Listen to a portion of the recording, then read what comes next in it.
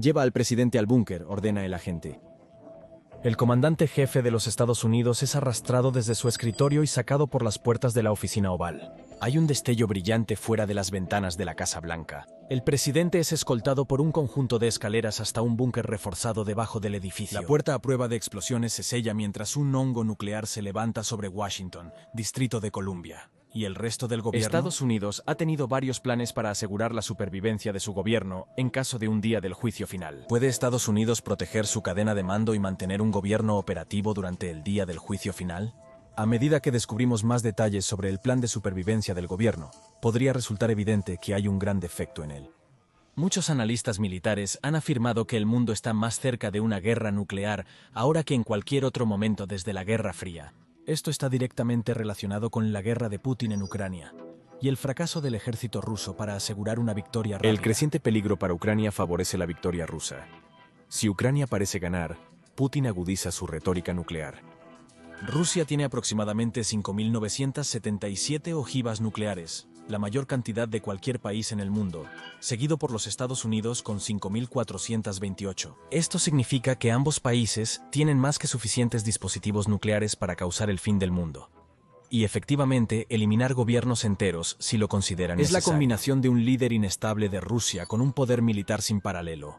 Un enorme arsenal nuclear a su disposición, lo que tiene a muchos preocupados por el destino de nuestro planeta. También es importante mencionar que el Reino Unido tiene 225 armas nucleares, Francia tiene 290, China tiene 410, India tiene 164 armas nucleares, Pakistán tiene 190, Corea del Norte tiene aproximadamente 30 e Israel podría tener hasta 90 ojivas nucleares. Por ende, el riesgo de que varios gobiernos lancen armas nucleares e inicien el día del juicio final es más alto según el que plan nunca. de día del juicio final del gobierno de Estados Unidos. No importa quién lance armas nucleares, si extraterrestres invaden desde el espacio o cualquier otro escenario apocalíptico, el plan para preservar el gobierno sería básicamente el mismo. Pero antes de que podamos entender cómo el gobierno de los Estados Unidos planea protegerse de ser destruido, necesitamos retroceder en el tiempo para descubrir por qué y cómo se creó el plan por primera vez. Esto nos ayudará a comprender mejor su operación actual, ya que mucho del plan sigue siendo clasificado por el gobierno de Estados Unidos. Antes de profundizar, observemos los cambios realizados en los protocolos de preparación del gobierno para una posible guerra nuclear durante la presidencia de Jimmy Carter. Estas modificaciones sentaron las bases para un plan que garantiza la seguridad de todos los futuros presidentes y altos funcionarios, mientras mantiene operativo el gobierno de los Estados Unidos en caso de un día del juicio final. Históricamente, los gobiernos no tenían que prepararse para el día del juicio final, ya que no existían armas de destrucción masiva capaces de aniquilar ciudades enteras. No fue hasta que se desarrolló la primera bomba nuclear en los Estados Unidos como resultado del Proyecto Manhattan que este sombrío aspecto de la guerra se convirtió en una realidad. Una vez que los Estados Unidos, la Unión Soviética y varias otras naciones crearon armas nucleares, la destrucción de capitales enteras y los gobiernos en ellas se convirtió en un problema. La Guerra muy Fría real. llevó a Jimmy Carter y a sus asesores a pensar detenidamente sobre qué sucedería si la Unión Soviética iniciara un intercambio nuclear y cómo el gobierno continuaría operando. Después de un ataque catastrófico en los Estados Unidos, Ray Derby fue el hombre que lideraría al gobierno de los Estados Unidos, estableciendo los cimientos de un plan de supervivencia para el día del juicio final. Durante la Guerra Fría, Derby ascendió en los rangos del gobierno. Eventualmente se convirtió en el experto de referencia en preparación para emergencias y respuesta a desastres en los Estados Unidos. Al principio de su carrera, Derby fue responsable de llevar a cabo simulacros de evacuación no combativa en los países de la organización. Junto con la del formación Tratado de del los hombres Atlántico responsables de supervisar estos simulacros cuando él no estaba presente. Una vez de regreso en los Estados Unidos, Derby dirigió varios grupos de trabajo gubernamentales sobre defensa civil contra accidentes y ataques nucleares, biológicos y Cuando Jimmy Carter químicos. asumió el cargo en 1977, Ray Derby estaba a cargo de la Oficina de Operaciones de Virginia Occidental en la Agencia Federal de Preparación de la Administración de Servicios Fue Generales. unos años más tarde que el Plan de Emergencia Federal D requería que el Departamento de Defensa de los Estados Unidos desarrollara e implementara sus propias contingencias del día del juicio final. Esto incluía la construcción de instalaciones subterráneas y búnkeres en los que cada departamento podría continuar ejecutando operaciones. La Agencia Federal de Protección encargó a Ray Derby evaluar los planes e instalaciones de cada departamento para asegurarse de que fueran adecuados para las operaciones de emergencia. Lo que Derby encontró fue que muy pocos habían tomado la tarea en serio. Si el gobierno de los Estados Unidos tuviera que enfrentar un escenario apocalíptico, habría pocas esperanzas de que la mayoría de las ramas gubernamentales sobrevivieran. Derby descubrió que la mayoría de las agencias rara vez realizaban simulacros para el Plan D, y varias nunca se habían molestado en divulgar los procedimientos de emergencia a sus empleados. Los registros vitales no se guardaban de forma segura ni de manera que estuvieran preparados para resistir un ataque masivo al país. La última vez que varias de estas agencias gubernamentales contemplaron sobrevivir a una guerra nuclear fue durante la crisis de los misiles en Cuba más de 15 años atrás, en 1962. En su mayor parte, el gobierno de los Estados Unidos consideraba su enorme arsenal de armas nucleares como su principal forma de disuasión estratégica y prestaba muy poca atención a la defensa civil si ocurriera lo peor. Esto significaba que el gobierno había gastado miles de millones y miles de millones de dólares de los contribuyentes para mejorar su disuasión nuclear, pero hizo muy poco para proteger a la población y al gobierno de un ataque si alguna vez Lo que Derby estallaba encontró una fue guerra que nuclear. no necesariamente faltaba financiamiento para el Plan D. Simplemente no se estaba implementando de la manera correcta. El público estadounidense quería un programa de defensa civil para ayudarles a resistir la tormenta del fin del mundo, pero asumían que el gobierno lo tenía cubierto cuando en realidad la protección que se ofrecía era principalmente solo un enorme arsenal de armas nucleares.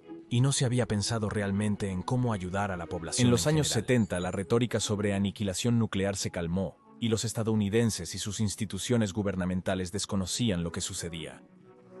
Todos asumieron que alguien más se estaba encargando de los planes de preparación para el fin del mundo, pero en realidad no se estaba haciendo Una nada. vez en el cargo, Jimmy Carter descubrió que Estados Unidos gastaba menos de $100 millones al año en defensa civil. Esto contrastaba fuertemente con los $30,000 millones que Estados Unidos gastaba cada año en la actualización de su arsenal nuclear. Se necesitaba un cambio. Y así en septiembre de 1978 Carter declaró que la defensa civil del país ahora formaba parte del programa de disuasión estratégica de la nación, porque creía que una población y un gobierno vulnerables al ataque nuclear no podrían sobrevivir al día Una del encuesta juicio de final. Derby y la Agencia Federal de Protección reveló que muchos refugios antiaéreos son inadecuados y requieren reparaciones urgentes. Otros requerirían reemplazo total. No había absolutamente ningún plan federal sobre cómo evacuar a un gran número de personas en caso de un ataque. Incluso el ejército no tenía procedimientos para salvaguardar a sus soldados de amenazas nucleares de gran escala. La conclusión es que, ante un evento apocalíptico, probablemente ni el gobierno de Estados Unidos ni sus ciudadanos sobrevivirían. Esto propició una nueva estrategia, base del actual plan de supervivencia del día del juicio final del gobierno. Al inicio de la presión por un mejor plan de contingencia, Carter y su administración tenían metas elevadas. En un conflicto nuclear, el gobierno intentaría salvar al menos al 80%, lo cual necesitaría hacerse con un presupuesto operativo anual de menos de $250 millones al año. Dividido entre los 223 millones de personas que habitaban Estados Unidos en ese momento, no parece mucho. Respaldada por el presidente y su nuevo plan, la Agencia Federal para el Manejo de Emergencias fue creada el 19 de junio de 1979. John Macy se convirtió en el primer director de Agencia Federal. Anteriormente para el había Manejo de ocupado varios Emergencias. puestos gubernamentales, como el de director de organización y personal De la Comisión de Energía Atómica de los Estados Unidos en Los Álamos y presidente de la Comisión de Servicio Civil. El presidente Carter otorgó a la Agencia Federal para el Manejo de Emergencias la autoridad para encargar al Consejo de Seguridad Nacional y al Pentágono que ayuden a supervisar la preparación Para civil Ray del Derby país. esto fue un sueño hecho realidad. La Agencia Federal para el Manejo de Emergencias se encargaría de los elementos subfinanciados del Plan de Protección Federal, aumentando las probabilidades de supervivencia de la población. A y Derby el se le gobierno encargó ante un dirigir una evento especial catastrófico. instalación en Mount Weather, Virginia, por la Agencia Este lugar Federal sería para un el Manejo refugio de donde varias Emergencias. entidades gubernamentales se ubicarían durante un evento apocalíptico. Ray Derby debía supervisar la construcción y posterior expansión de lo que se convertiría en el Centro de Operaciones de Emergencia de Mount Esta Weather. instalación necesitaría contener un gran almacén de recursos y artículos de supervivencia, al mismo tiempo que tendría la infraestructura y el personal para permitir que el gobierno continúe operando en caso de una guerra nuclear. Se volvió muy claro al desarrollar los planes de la Agencia Federal para el Manejo de Emergencias. En caso de un ataque nuclear o cualquier otro escenario del fin del mundo, el ejército tendría que estar profundamente involucrado en la seguridad interna. Esto significaba que, si Estados Unidos fuera atacado, casi con seguridad tendría que instaurarse la ley marcial para permitir que el ejército gestione la distribución de recursos y proteja cualquier parte restante de la supervivencia del día del juicio final del gobierno revela que en caso de un inminente ataque nuclear, Es probable que la ley marcial se inicie antes de que ocurra el evento real. Esto se haría para que se pudiera alejar a un gran número de personas de los objetivos estratégicos militares y gubernamentales para mitigar la pérdida de vidas, aunque no hay un plan claro de cómo se haría esto. Por razones obvias, al gobierno y al ejército no les gusta difundir este aspecto del plan del día del juicio final, ya que es probable que los ciudadanos de los Estados Unidos respondan negativamente a que el ejército tenga poder y control absoluto. El plan del día del juicio final originó más lugares de evacuación gubernamentales. Se encomendó al jefe del Estado Mayor Conjunto asegurar que 60 diferentes funcionarios fueran asignados a sitios de reubicación en caso de que ocurriera un ataque. La ubicación principal a la que irían estos importantes agentes gubernamentales era el Centro de Operaciones de Emergencia del Mount Weather, que era la instalación supervisada por Ray Derby. Había lugares alternativos en Hagerstown, Maryland, Martinsburg, Virginia Occidental, cerca de Quantico y Front Royal, Virginia. El Buró Federal de Investigaciones se alojaría en Quantico y el Departamento de Estado sería trasladado a Front Royal. Finalmente se construiría un edificio de 3 pisos en la montaña Raven Rock, cerca de cumbre de Blue Ridge, Pensilvania. Dentro de la montaña hay lo que solo puede describirse como una pequeña ciudad. Hay un departamento de bomberos, una estación de policía, instalaciones médicas de última generación y varios comedores. Raven Rock tiene la capacidad de operar las 24 horas del día y es uno de los lugares clave a los que los funcionarios del gobierno se trasladarían en caso de un escenario de fin del mundo. En la década de 1990 la instalación comenzó a deteriorarse a medida que terminaba la Guerra Fría y la amenaza de guerra nuclear disminuía. Sin embargo, después de los ataques del 11 de septiembre se renovó el interés en Raven Rock y desde entonces ha sido remodelado. Ha habido muchos cambios desde la administración de Carter, particularmente en tecnología. El plan del día del juicio final del gobierno planeaba trasladar a la mayoría de altos funcionarios a Mount Weather en helicóptero, pero el ejército y la fuerza aérea no tenían ni de cerca suficientes aeronaves para llevar a todos allí, por lo que muchos empleados del gobierno tendrían que encontrar su propio camino al búnker. También estaba el hecho de que no estaba exactamente claro si el sistema de comunicaciones en Mount Weather sería capaz de resistir un ataque nuclear. Obviamente esto no era lo ideal, pero el plan de emergencia federal D aún estaba en sus comienzos. También estaba el problema de averiguar cómo se lanzaría un contraataque en caso de un ataque nuclear. Solo el presidente y el vicepresidente tenían maletines de emergencia, más conocidos coloquialmente como balones nucleares. Era una verdadera preocupación para el ejército saber que si tanto el presidente como el vicepresidente estaban incapacitados, nadie más en el gobierno tenía los códigos para lanzar el propio arsenal de los Estados Unidos. Para mantener algún tipo de línea de sucesión, y por lo tanto saber quién estaba a cargo, se dieron nombres en clave a cada individuo en la lista. Por ejemplo, en ese instante, el presidente de la Cámara, Thomas P. O'Neill Jr., fue el primero en indicar el Día de la Bandera al oficial de emergencias del Pentágono para tomar control del país y sus armas nucleares. El presidente pro tempore del Senado usaría la frase clave, 4 dedos, y el secretario de Estado podría autenticar su identidad y tomar el control del gobierno diciendo, desvanecerse. Presumiblemente, una mejor tecnología y planes de contingencia permitirían que la línea de sucesión se autenticara de una manera mucho más segura si el día del juicio final ocurriera hoy, pero esa información es secreta. Como nota, la línea de sucesión se describió en la Constitución de los Estados Unidos en la Ley de Sucesión Presidencial de 1947. El orden de la línea de sucesión se creó en función del orden en que se crearon los puestos. Por lo tanto, la línea actual de sucesión es de 18 personas y va del vicepresidente, el presidente de la Cámara, el presidente pro tempore del Senado, el secretario de Estado, el secretario del Tesoro, el secretario de Defensa, el fiscal general, el secretario del Interior, el secretario de Agricultura, el secretario de Comercio, el secretario de Trabajo, el secretario de Salud y Servicios Humanos, el secretario de Vivienda y Desarrollo Urbano, el secretario de Transporte, el secretario de Energía, el secretario de Educación, el secretario de Asuntos de Veteranos y el secretario de Seguridad Nacional. Durante el discurso del Estado de la Unión, la única vez del año en que se invita a todos los de la línea de sucesión a asistir, se elige a un miembro de la línea para esperar el evento en un búnker no revelado, mientras todos los demás se reúnen en el Capitolio, por si es destruido con todos dentro. La Agencia Federal para el Manejo de Emergencias tuvo que ponderar mucho al crear sus primeros planes. Finalmente se decidió por un plan flexible y descentralizado con una plétora de refugios antinucleares del gobierno en todo el país.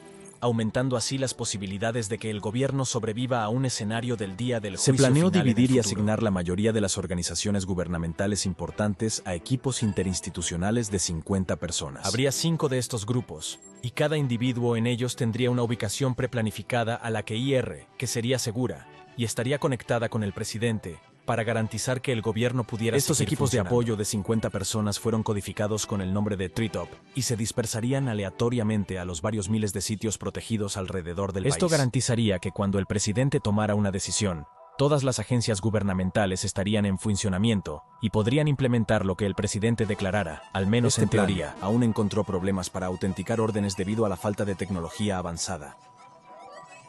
Durante la administración de George W. Bush, el gobierno rastreó a los sucesores presidenciales mediante satélites y sistemas de telefonía celular. Esto hizo fácil identificar al encargado.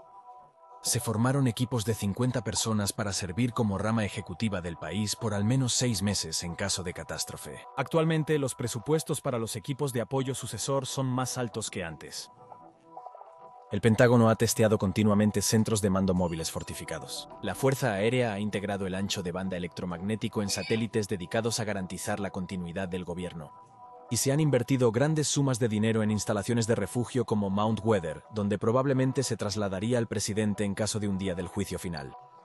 Curiosamente, el plan de supervivencia del gobierno de los Estados Unidos no solo se centra en salvar personas, sino que también da una gran importancia a salvar ciertos documentos y obras de arte en caso de un ataque catastrófico. Por ejemplo, se ha encomendado a los archivos nacionales asegurar el grupo de documentos de la libertad uno antes que nada, que consta de la Declaración de Independencia, la Constitución de los Estados Unidos y la Carta de Derechos. Y aunque muchas personas importantes en el gobierno no tienen transporte a sus búnkeres, estos documentos tienen un helicóptero especial para llevarlos a Mount Weather con el fin de preservar el legado de los Estados Unidos. Si el tiempo fuera esencial y solo algunos de los documentos importantes pudieran ser salvados, hay algunos que tienen La Declaración de precedencia. Independencia sería preservada antes que la Constitución. En la Biblioteca del Congreso, el discurso de Gettysburg sería asegurado antes que la Comisión Militar de George Washington. Y durante la Guerra Fría, incluso había un equipo dedicado de guardabosques del Parque Nacional cuyo trabajo era asegurar y evacuar la Campana de la Libertad de la ciudad de Filadelfia si se pensaba que estaba bajo amenaza. Es interesante notar que, en este punto, hay equipos y transporte dedicados a salvar varios de estos objetos inanimados. Además, el plan de supervivencia del día del juicio final del gobierno tiene escasas contingencias para proteger a los ciudadanos de Estados Unidos. Esto es solo algo en lo que pensar mientras continuamos discutiendo los aspectos más modernos de los planes del gobierno para sobrevivir al día del juicio final. Después de que ocurrió el evento catastrófico que terminó con la civilización, el gobierno sabía que tendría que haber programas en marcha para organizar a los supervivientes y reiniciar el país una vez más. Por lo tanto, distintas agencias se encargaron de trabajos muy diferentes después de que el gobierno operara desde la seguridad de sus refugios antinucleares. Por ejemplo, la oficina de correos sería responsable de identificar y registrar quién había muerto y quién había sobrevivido. Esto se al debía ataque. a que los trabajadores postales y la organización en su conjunto sabían dónde vivían las personas y eran los más propensos a poder identificar a cualquier persona de su comunidad. Esto significaba que sobrevivió. serían responsables de ir de campamento de refugiados a campamento de refugiados con pilas de formulario 801. El formulario 801 incluía espacios para registrar nombres, parientes sobrevivientes y datos personales. Los formularios se devolverían a la oficina de correos para clasificarlos y llevar registro de quienes seguían vivos y quienes habían fallecido. Se pensaba que la oficina de correos podría utilizar los formularios para reunir a familias posiblemente separadas y enviadas a distintos campos. Se habían impreso millones y millones de copias del formulario 801 y se guardaban en oficinas de correos de todo el país. El Servicio de Parques manejó los campos de refugiados. Este trabajo fue asignado al Servicio de Parques porque se creía que los parques y los bosques nacionales eran menos propensos a ser objetivos en caso de una guerra nuclear. Por ende, ¿quién mejor para liderar los campos que los guardabosques que están a diario en los parques? El Departamento de Agricultura fue encargado de colaborar con Nabisco para crear una galleta que pudiera sobrevivir al día del juicio final y alimentar a la población. Se produjeron y almacenaron 160 millones de toneladas de obleas de supervivencia de Nabisco en latas y contenedores. Se resguardaron en refugios antinucleares. Y por preocupante que parezca, se le informó al Servicio de Impuestos Internos que incluso después del apocalipsis seguirían recaudando impuestos. Se creía que tras una guerra nuclear, el gobierno necesitaría fondos para la reconstrucción y su lucha contra el agresor. Por ende, el Servicio de Impuestos Internos tiene la labor de recaudar fondos para el funcionamiento del gobierno. La Reserva Federal estableció un búnker en Mount Pony, Virginia, resguardando $2.000 millones en efectivo para emergencias. La Reserva Federal creó un búnker en Mount Pony, Virginia, con $2.000 millones para sostener la economía. Es probable que en 18 meses Estados Unidos comience a imprimir moneda de nuevo. Sorprendentemente, mucho del capital del fondo de emergencia está en billetes de $2. Esto se debe a que en los años 70, cuando se presentó la denominación al público por primera vez, el gobierno notó rápidamente que la gente no la prefería. La tesorería de los Estados Unidos, en vez de destruir dinero, envolvió en plástico todos los billetes de $2 que obtuvieron y los colocaron en el búnker, protegido como medio para financiar la economía después de una guerra nuclear. Partes del plan de supervivencia del día del juicio final original aún existen, pero se han modificado conforme el país creció y la tecnología avanzó. Ahora hay 4 complejos principales a los que se asignan ciertos miembros del gobierno. Estos son el Centro de Operaciones de Emergencia Presidencial, el complejo de Raven Rock Mountain, el Centro de Operaciones de Emergencia del Mount Weather y el complejo de Cheyenne Mountain en Colorado, desde donde Luego operaría está la Condición de Preparación para la Continuidad del Gobierno, o COCON, que es el sistema de clasificación utilizado para identificar qué nivel de amenaza enfrenta el gobierno y qué deberían hacer. Esto es similar a los niveles Condición de Preparación de Defensa, excepto que representa la preparación del gobierno en lugar de la preparación militar durante un ataque nuclear. El país está en paz y las operaciones regulares continúan con normalidad. Los empleados gubernamentales deben llegar a una instalación alternativa 12 horas post-ataque. En COCON 3 el gobierno se encuentra en un estado de mayor preparación. Algunos altos funcionarios deben informar su ubicación a una oficina de vigilancia si la situación se agrava. Todos los trabajadores gubernamentales deben llegar a una instalación alternativa en 8 horas. Cada año, cuando el presidente da su discurso del Estado de la Unión, el gobierno está en COCON 3, ya que muchos funcionarios clave se encuentran en el mismo edificio. Un aspecto de COCON 3 es que una persona en la línea de sucesión debe ser trasladada a un lugar seguro para ser el superviviente designado. En COCON 2, todo el personal gubernamental esencial debe poder llegar a una instalación de reubicación en menos de 4 horas. También a este nivel, el día del juicio final podría suceder en cualquier momento. En COCON 1, todo el personal debe reubicarse inmediatamente en sus sitios secundarios designados. Los planes de contingencia demandan que las agencias se segmenten en 3 grupos: Equipo A, B y C. El Equipo A se desplaza a búnkeres cercanos a su lugar de trabajo. Se encuentran bajo los mismos edificios. El Equipo B se dirige a Mount Weather o a otro gran refugio antinuclear cercano. El Equipo C se traslada más lejos a una ubicación no revelada en caso de que el Equipo A y el Equipo B no puedan realizar sus funciones o se pierda la comunicación. El presidente está en una posición única porque tiene varias opciones si ocurre el día del juicio final. Podría ser resguardado rápidamente en un búnker de la Casa Blanca. Luego está el Centro de Operaciones de Emergencia del Monte Weather, donde si el presidente tuviera tiempo para ser volado en Mariner, uno podría comandar todo el país desde dentro de la montaña. Pero muchos presidentes y algunos funcionarios del gobierno han declarado abiertamente que preferirían permanecer en sus oficinas y hundirse con el barco, por así decirlo. En ese punto, el presidente podría continuar dando órdenes hasta que una explosión nuclear consumiera la Casa Blanca. No obstante, un lugar más seguro que los múltiples búnkeres del país podría hallarse en el cielo. El Air Force One es definitivamente una opción para que el presidente sobreviva al apocalipsis. Pero hay otra aeronave que sería incluso más probable que albergue al presidente en caso de un escenario de fin del mundo. Dado que cualquier aeronave en la que se encuentre el presidente se convierte automáticamente en el Air Force One, técnicamente lo mismo sería cierto con el Boeing E-4 Advanced Airborne Pero esta Command no Post. es una aeronave común. El E-4 puede ser utilizado como un puesto de comando móvil para la autoridad de comando nacional que es el presidente, el secretario de Defensa y cualquier En otro uso, la funcionario aeronave a se bordo. llama Centro Nacional de Operaciones Aéreas. Tener al presidente y a los asesores cercanos a bordo del avión es beneficioso de varias maneras. Por un lado, todo el país puede ser dirigido desde 35.000 pies sobre el suelo. El avión puede ser reabastecido en pleno vuelo, lo que significa que el avión no necesita aterrizar hasta que se agoten los alimentos y el agua a bordo. El E-4, con una gran cantidad de suministros a bordo, puede permanecer en el aire por semanas. Este sería un lugar mucho más seguro que cualquier lugar en tierra si las bombas nucleares están cayendo del cielo. El plan gubernamental para el día del juicio final ha sido actualizado y expandido a lo largo de los años. Dada la situación actual, Es probable que el gobierno sobreviva Sin embargo, a tal evento. vale la pena señalar que no existen planes reales para ayudar al público en general a sobrevivir a un ataque de ojivas nucleares o cualquier No está otro del todo evento claro a quién apocalíptico. supervisará el gobierno. Mientras los funcionarios del gobierno están en búnkeres o a bordo de fortalezas voladoras, el caos estallará en todo Estados Unidos. Podría usarse el ejército para mantener el orden y brindar ayuda, pero si caen bombas nucleares, esto importará poco. Así que, aunque el gobierno de Estados Unidos tiene un plan para el día del juicio final, no está claro si realmente importaría una vez que se asiente el polvo. Mira, ¿por qué China no puede invadir Taiwán? O mira, estos estados fueron diseñados para ser sacrificados en caso de una tercera guerra.